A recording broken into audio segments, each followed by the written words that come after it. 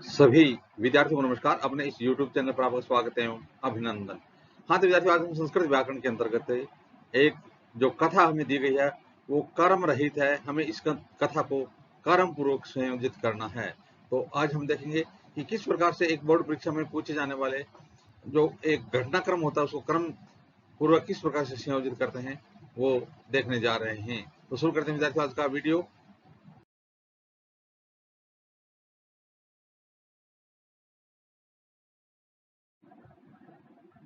हाँ, तो विद्यार्थियों, जिस प्रकार से इस चित्र में दिखाया गया है, इस चित्र में एक जो सबसे पहले घटा है यानी घड़ा दिखाया गया है। इस घड़े में पानी बहुत ही कम है। पानी दिखाया गया, पानी बहुत ही कम है। एक प्यासा कौवा आता है और उस पानी को देखता है।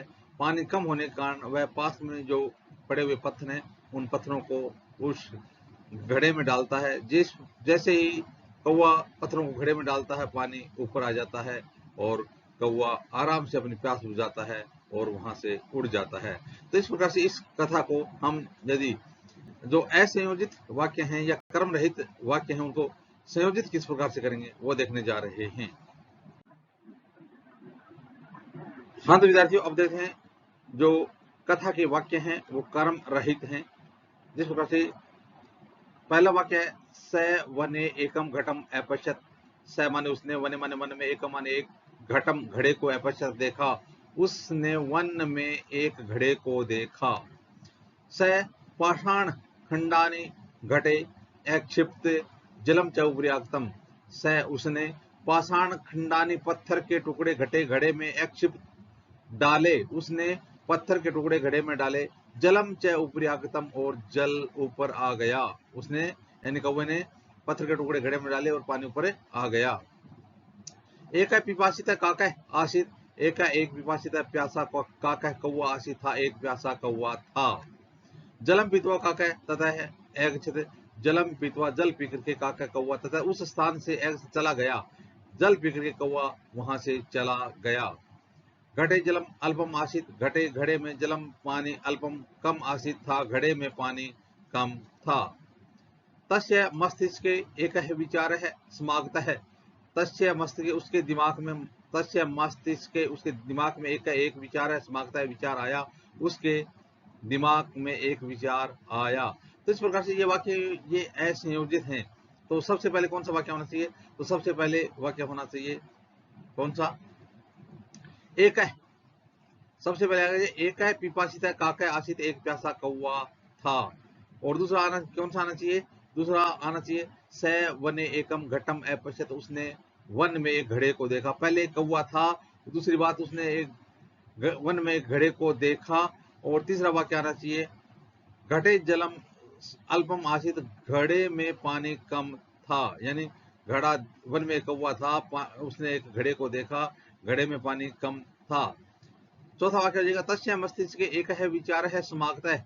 उसके मस्तिष्क में एक विचार आया। यानी पानी को देख करके पानी कम था, उसके दिमाग में एक विचार आया। पांचवा वाक्य हो जाएगा सह पाषाण खंडानी घटे क्षिप्त। उसने पत्थर के टुकड़े घड़े में डाले।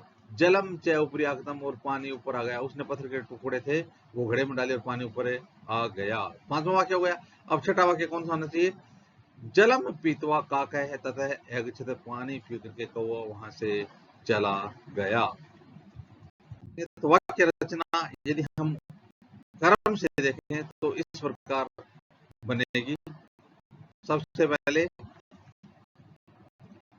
एक पिपासित काकः आसित। एक प्यासा कौवा था।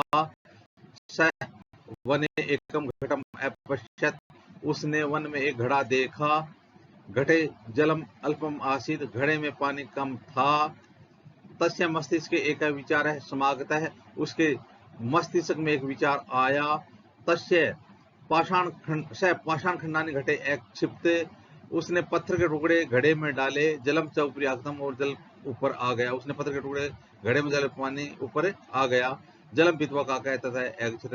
पानी पी करके कौवा वहां से चला गया। तो इस प्रकार से ये वाक्य है इसका यदि हम संयोजित करेंगे, कर्म लगाएंगे तो इस प्रकार से ये वाक्य बनेंगे। तो इस प्रकार से विद्यार्थियों हमने संस्कृत विषय में जो कर्म रहित वाक्य थे उनको कर्म पूर्वक संयोजित किया। आगे आने वाली वीडियो में भी इसी प्रकार से हम संस्कृत व्याकरण समिति दिन सामग्री देते रहेंगे। आप भी अपने इस यूट्यूब चैनल के साथ बने रहिए। वीडियो देखने के लिए धन्यवाद।